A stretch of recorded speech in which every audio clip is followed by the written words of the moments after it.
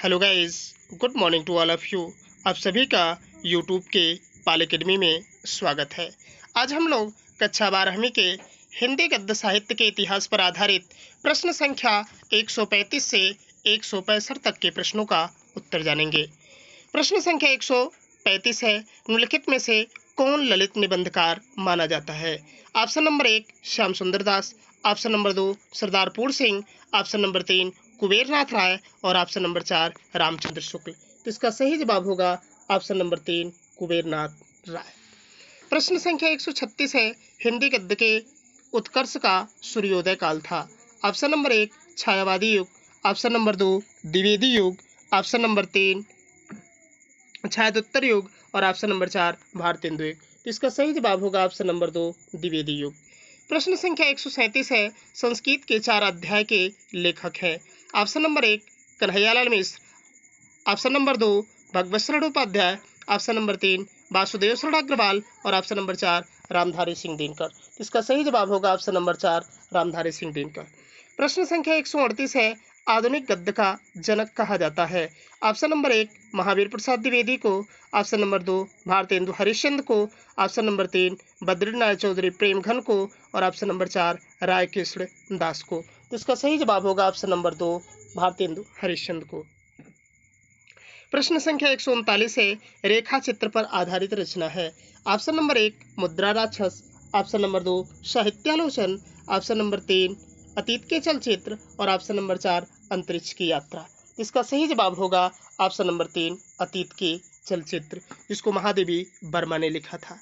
और जबकि मुद्रा राक्षस जो ऑप्शन नंबर 1 है, इसको विशाख दत्त ने लिखा था और यह नाटक विधा की रचना थी। साहित्यालोचन को श्याम सुंदर दास ने लिखा था और अंतरिक्ष की यात्रा को गुड़ाकर मूले ने लिखा था। प्रश्न संख्या 140 है, बेईमान की परत के रचनाकार हैं। Option number 1 Kanhaiyalal Prabhakar, option number 2 Harishankar Parsai, option number 3 Mohan Rakesh और ऑप्शन नंबर 4 रामवृक्ष बेनीपुरी। इसका सही जवाब होगा ऑप्शन नंबर 2 हरिशंकर परसाई। प्रश्न संख्या 141 है, वर्ण रत्नाकर के रचनाकार हैं। ऑप्शन नंबर 1 मथुरानाथ शुक्ल, option number 2 Daulat Ram, option number 3 Ramprasad Niranjani और ऑप्शन नंबर 4 ज्योतिरीश्वर। इसका सही जवाब होगा ऑप्शन नंबर 4 ज्योतिरीश्वर। प्रश्न संख्या 142 है, माधव विलास के रचनाकार हैं। Option number 1 Nabhadas, option number 2 Lallu Lal, option number 3 Gokulnath और ऑप्शन नंबर 4 चतुर्भुज दास। इसका सही जवाब होगा ऑप्शन नंबर 2 लल्लूलाल। प्रश्न संख्या 143 है, ब्राह्मण पत्रिका के संपादक हैं। Option number 1 Pratap Narayan Mishra, option number 2 Balkrishna Bhatt, option number 3 Premchand और ऑप्शन नंबर 4 भारतेंदु हरिश्चंद्र। इसका सही जवाब होगा ऑप्शन नंबर 1 प्रताप नारायण मिश्र। प्रश्न संख्या 144 है, पाणिनि कालीन भारत के लेखक हैं। Option number 1 Hazari Prasad Dwivedi, option number 2 Mohan Rakesh, option number 3 Vasudev Sharan Agrawal और ऑप्शन नंबर 4 कन्हैयालाल मिश्र प्रभाकर। इसका सही जवाब होगा ऑप्शन नंबर 3 वासुदेव शरण अग्रवाल।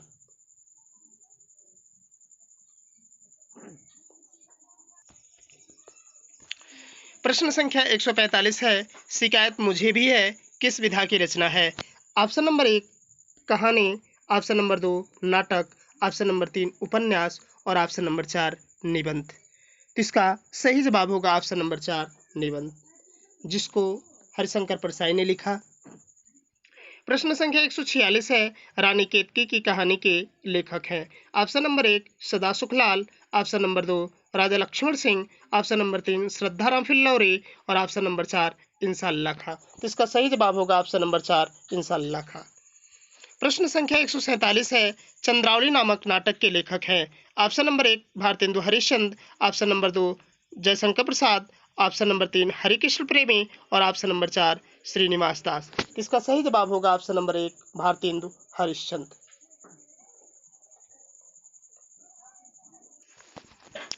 प्रश्न संख्या 148 है, सरदार पूर्ण सिंह किस युग के लेखक हैं। ऑप्शन नंबर 1 भारतेंदु युग, ऑप्शन नंबर 2 द्विवेदी युग, ऑप्शन नंबर 3 छायावाद युग और ऑप्शन नंबर 4 प्रगतिवाद युग। इसका सही जवाब होगा ऑप्शन नंबर 2 द्विवेदी युग। प्रश्न संख्या 149 है, हिंदी कहानी का जनक माना जाता है। ऑप्शन नंबर 1 किशोरीलाल गोस्वामी को, ऑप्शन नंबर 2 विष्णु प्रभाकर को, ऑप्शन नंबर 3 उदय शंकर भट्ट को और option number 4 doctor Ramkumar Verma को। तो इसका सही जवाब होगा ऑप्शन नंबर 1 किशोरीलाल गोस्वामी को। प्रश्न संख्या 150 है, हिंदी साहित्य के आदिकाल के लिए सिद्ध सामंत काल नाम दिया है।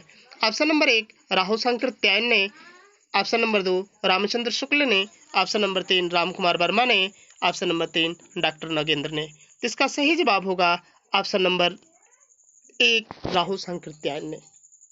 अब बात आती है आचार्य रामचंद्र शुक्ल ने आदिकाल को क्या नाम दिया था। तो आचार्य रामचंद्र शुक्ल ने आदिकाल को वीरगाथा काल नाम दिया था। डॉक्टर रामकुमार वर्मा ने इसे चारण काल या संधि काल के नाम से उद्बोधन किया था, बताया था। और डॉक्टर नगेंद्र ने इसे आदिकाल ही नाम दिया था। और जो आदिकाल नाम डॉक्टर नगेंद्र के अतिरिक्त हजारी प्रसाद द्विवेदी ने भी मतलब वीरगाथा काल का नाम आदिकाल दिया था। प्रश्न संख्या 151 है, पृथ्वी पुत्र निबंध संग्रह है अथवा पृथ्वी पुत्र के रचनाकार है। Option number 1 Jainendra Kumar, option number 2 Vasudev Sharan Agarwal, option number 3 Mohan Rakesh का और ऑप्शन नंबर 4 अज्ञे का। इसका सही जवाब होगा ऑप्शन नंबर 2 वासुदेव शरण अग्रवाल का। प्रश्न संख्या 152 है, लहरों के राजहंस की विधा है।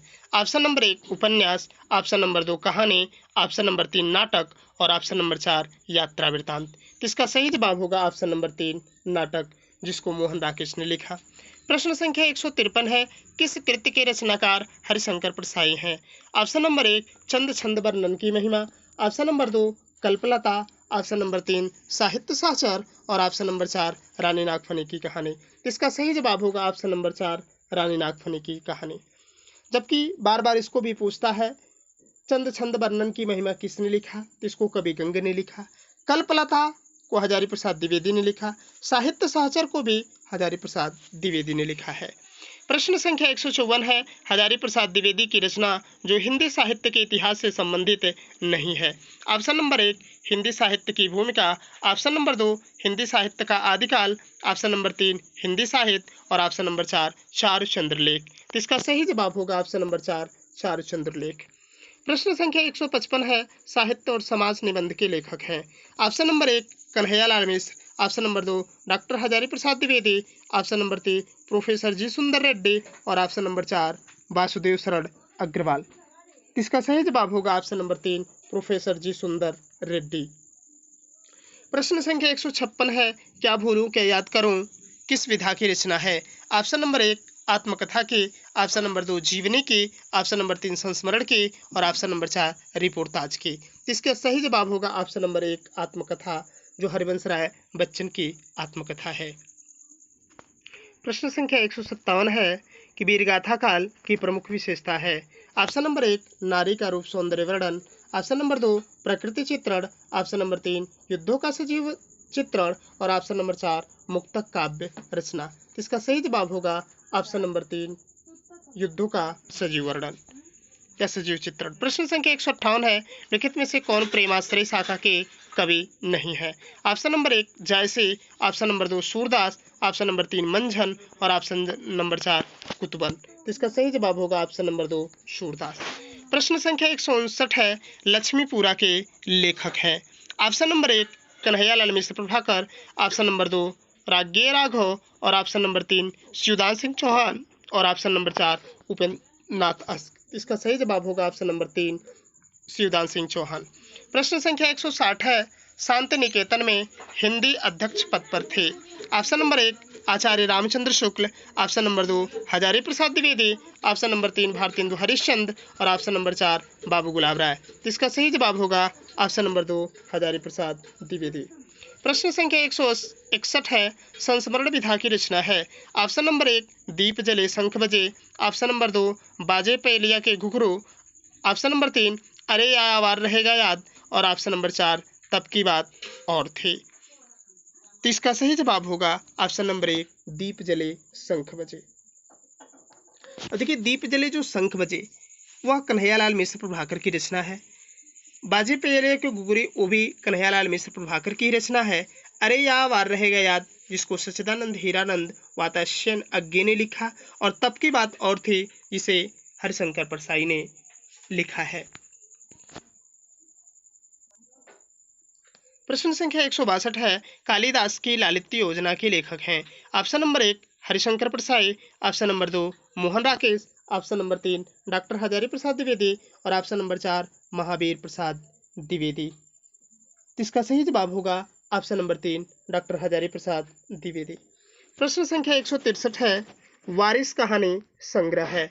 ऑप्शन नंबर 1 कन्हैयालाल मिश्र प्रभाकर का, ऑप्शन नंबर 2 प्रोफेसर जी सुंदर रेड्डी का, ऑप्शन नंबर 3 अज्ञे का और ऑप्शन नंबर 4 मोहन राकेश का।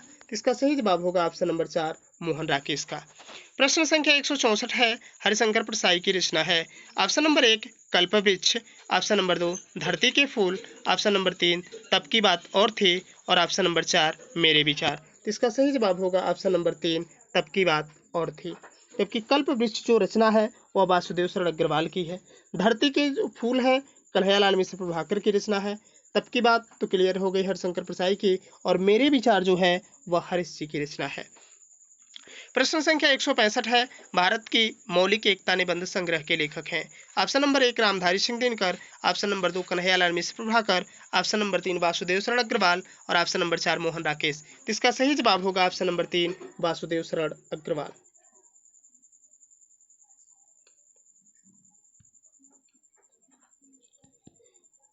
ये पेन नहीं काम कर रहा है इसका। तो इसका सही जवाब जानिएगा ऑप्शन नंबर 3 वासुदेव शरण अग्रवाल ही होंगे।